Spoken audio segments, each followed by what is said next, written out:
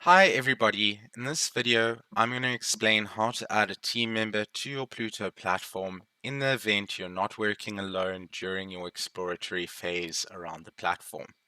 Please feel free to open up a new tab and follow the steps with me if you'd like to add this team member. Your first step is you're going to want to navigate to the site admin dashboard, which is found on the left-hand navigation panel. Next, you'll want to click on the first panel called User Management.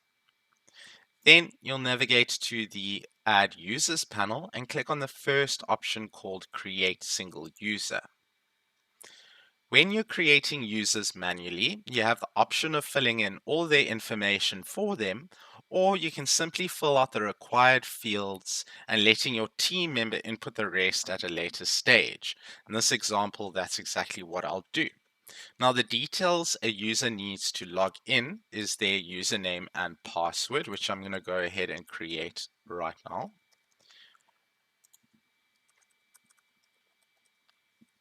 After that, you'll be prompted to enter their first name, last name, and email address, which I'm going to go ahead and do.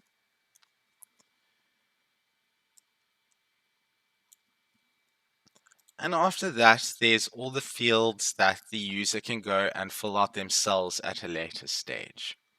Next, I'm going to go ahead and click on Create User. Now I am seeing all the users that are created on my site, and I can see that my user has been added over here. Once you've created the user, what you'll want to do next is send them their login credentials privately. In other words, their username and password, and they'll be able to log into your Pluto instance.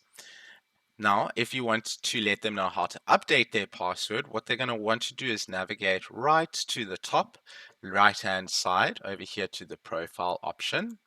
And if you click down, you'll notice that there's an update password button over here. And then the user can go ahead and input their current password that you sent to them, their new password, the new password again, and save the changes.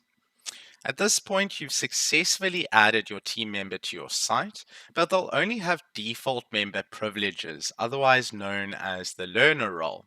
To learn how to add the site administrator role, which is what you'll probably want to do with your team members, please click on the next video.